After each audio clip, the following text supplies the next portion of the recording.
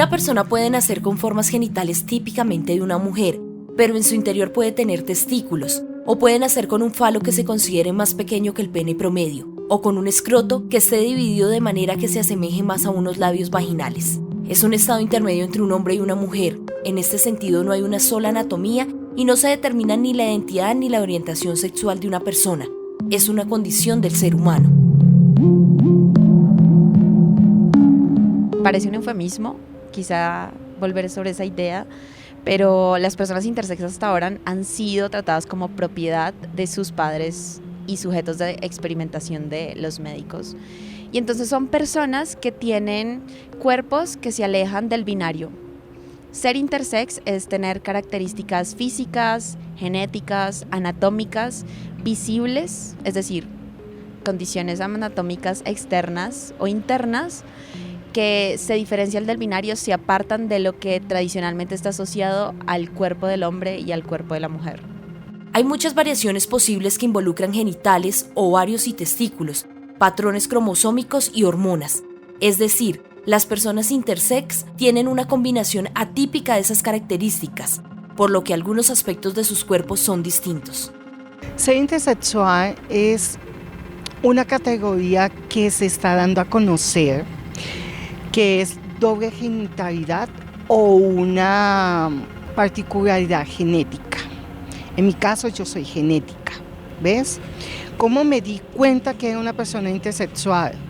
Pues nací con genitales masculinos, con un síndrome que se llama micropene. Mi pene no se desarrolló completamente como el de un hombre normal. Me hicieron un cariotipo y ahí descubrieron que tenía el 99.9% de desarrollo femenino. Los intersexuales son sujetos de experimentación de la ciencia. Han sido apartadas, excluidas y violentadas. La Organización Mundial de la Salud ha catalogado las operaciones como mutilaciones, y es que la medicina ha guardado un secretismo, un ejercicio a la defensiva que trata de normalizar los cuerpos a través del bisturí, negándoles el derecho a la verdad.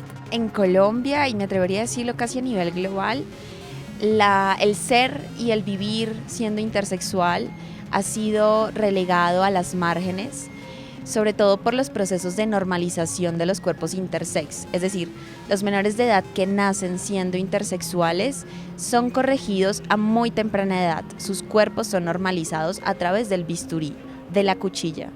Y en la medida en que son intervenidos, se les niega el derecho a la verdad sobre sus cuerpos, a saber si son o no personas intersex, y en la medida en que son normalizadas, se las inscribe de nuevo a muy temprana edad en alguno de los dos binarios tradicionales, en el cuerpo de la mujer o del hombre. Casi siempre los procesos de normalización han derivado en una feminización del cuerpo intersex, es decir, que las personas que nacen intersex se les ajusta, se les corrige su corporalidad a la forma física, anatómica típica de una mujer, porque es más fácil hacer cuerpos de mujeres para los médicos que construir uno de un hombre. En el plano jurídico, en Colombia, desde el año 1995, inició un proceso de visibilización de la existencia de las personas intersexuales. Menores de 5 años tienen el derecho de decidir. ¿Por qué siguen consintiendo los padres? Creo que se trata mucho de esta influencia del ejercicio de la medicina a la defensiva, es decir, el médico que quiere prevenir todo tipo de conflicto en salud y para curarse, pues prefiere que sean los padres los que decidan, aun cuando hayan sentencias reiteradas de la corte que le permiten al menor consentir. Claro, consentir con apoyo, de manera asistida, para que el lenguaje médico, que es hiperespecializado, sea comprensible para alguien con 5 años de edad. En ese sentido, o sea que las operaciones no son necesarias, y es más, la Organización Mundial de la Salud las ha visto como mutilaciones. Lo que acabas de decir es muy importante, sobre todo lo que pasa al interior de la Organización Mundial de la Salud, porque tiene informes sobre salud sexual y reproductiva en donde señala los procesos de normalización o corrección quirúrgica de los cuerpos intersex como un proceso de mutilación genital femenina, pero al tiempo sigue sosteniendo la misma OMS que ser intersex es una enfermedad y como tal merece ser curada. Dentro del movimiento LGBTI, los intersexuales tienen una relación invisible, separando a la I un poco de los intereses del colectivo. Este es un tema desconocido por la sociedad y poco defendido por la ley.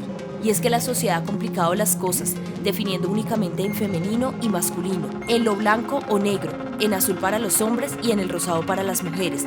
Te estoy hablando de casi 30 años atrás, donde no se había conocido bien del tema. Por lo consiguiente era algo desconocido, entonces decían, pero ven acá, ¿cómo así que tiene hormonas femeninas, pero es niño? Entonces, lo típico, va a ser un niño gay. Los médicos en ese entonces, pues, en muchos casos, operaban y hacían vagina o... Como una mutilación. Exactamente, porque no hacían los conductos adecuados en la operación, simplemente hacían algo estético, más no funcional. No hay evidencia científica que pruebe que la normalización de los cuerpos intersex, es decir, que la mutilación genital a la que son sometidos menores de edad tenga algún beneficio comprobado. Eso por una parte. Y por otra, lo que mencionabas, aquí en Colombia particularmente se siguen efectuando estos procedimientos con el consentimiento de la familia, sobre todo aún cuando la Corte Constitucional colombiana ha determinado que menores de edad de 5 años tienen que tener el derecho de consentir o no a que estos procedimientos se efectúen.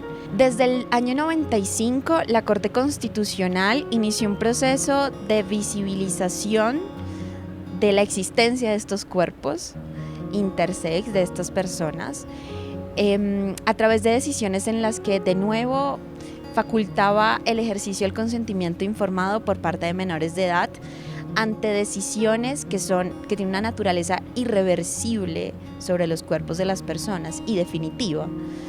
Entonces, la Corte hizo un trabajo desde el 95 hasta 2014 refiriéndose en sentencias sobre casos de personas intersex que querían acceder a servicios de salud o que querían ser registradas en el registro civil colombiano y que, como sabemos, como solo tiene 2 casillas, pues se les negaba el derecho a la identidad. En el sistema de salud de Colombia muchas veces te toca, como en muchos lados, meter una acción de tutela por derecho a la condición de género. Entonces, las operaciones en sí, si es necesaria o no, lo decide la persona.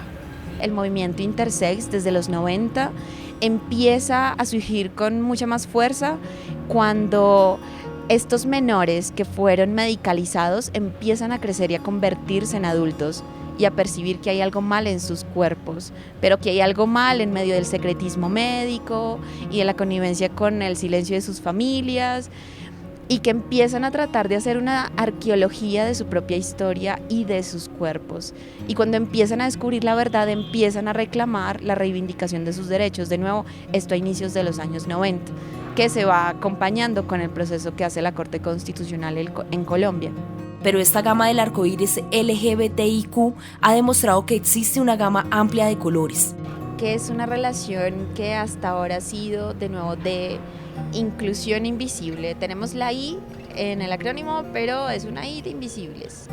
Y entonces, en esa medida, el movimiento por los derechos de las personas intersex ha decidido en buena medida separarse de los intereses del colectivo LGBT, porque en verdad las violencias, y tiene mucho sentido porque las violencias que sufren las personas intersex no tienen que ver con la forma en que autoperciben su identidad de género, su orientación sexual, tiene que ver con violencias que ocurren en el quirófano.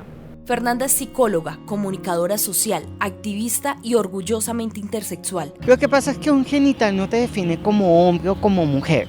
Tu genital es una parte más de tu cuerpo con 2 funciones básicas. Es como si yo te quito el cerebro o te quito el corazón. ¿Qué te pasa? Te mueves. Pero si te quito un órgano como un ojo, no dejas de ser Lina, sigue siendo tú, pero sin un ojo. Entonces, un genital no te puede identificar como hombre o como mujer, porque es un órgano más de tu cuerpo y no es un órgano vital. Fernanda dice que nunca se sintió como hombre y tampoco vio necesaria una operación. Pero claro, no fue un proceso fácil ni para ella ni para su familia, quienes la aceptaron pero no tenían información sobre el tema. Pero al principio fue duro, o sea, es como todo. Primero te tienes que reconocer tú. Va a haber momentos que tu mamá llame a tu tía.